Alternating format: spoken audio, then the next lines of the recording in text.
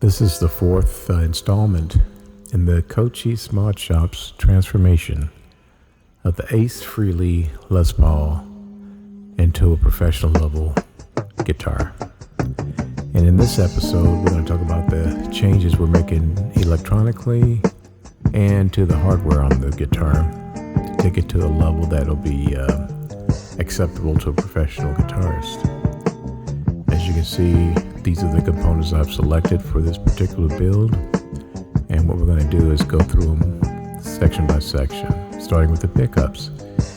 These are lipstick humbucking pickups, believe it or not, which I am a big fan of. They've got great fidelity, great high output, and because I'm going to be splitting them into single coil mode, the fact that they are each bobbin is wrapped in metal really keeps the noise out, and even when it's in single coil mode, you'll have a nice quiet performance, great for recording.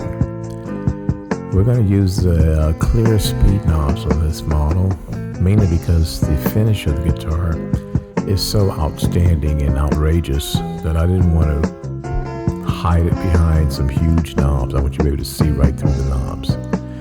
The electronics, as far as the control cavity is concerned, we're using three volume controls, one tone control. The three Burns 500K audio taper potentiometers have a built-in double pole, double throw switch, which I'm going to use to split the coils on the pickups. Of course, we have a three-way selector switchcraft switch with a chrome tip, and the tone control is loaded with a 0.033 microfarad capacitor, which is a little bit different from what you normally see on most Les Pauls. Most Les Pauls have a 0.022, and most Stratocasters with single coil pickups have a 0.047. And what I wanted to do, because I'm gonna have both on this guitar, I kind of split the difference. I use a 0.033, so we're gonna use that capacitor to give us a tone. I think we'll be very, very happy with the results. We're using the top of the line Hipshot locking tuners with Grover Imperial tuning pegs. It just gives the guitar such a higher degree of tuning stability, at the same time the elegance of the Imperial tuning keys are just outstanding.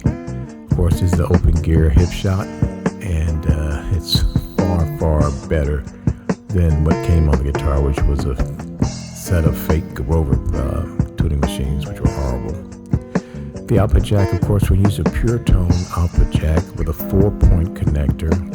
I'm selecting a gold one, even though everything is chrome on here. Most of the jack will be inside the body. You only see the barrel and a little and the nut.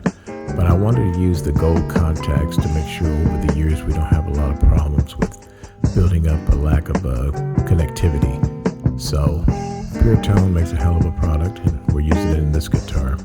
Of course, the Schaller strap locks will be installed, because there's no sense in building a great guitar just to have it fall off a strap and break in half, which actually happened to me back in the 70s, but that's another story. So the Schaller chrome strap lock system will be installed on the guitar to protect it.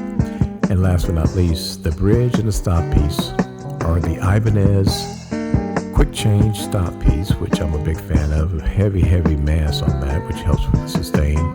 Speaking of heavy mass, the Performer Series Gibraltar bridge by Ibanez will be used in this model.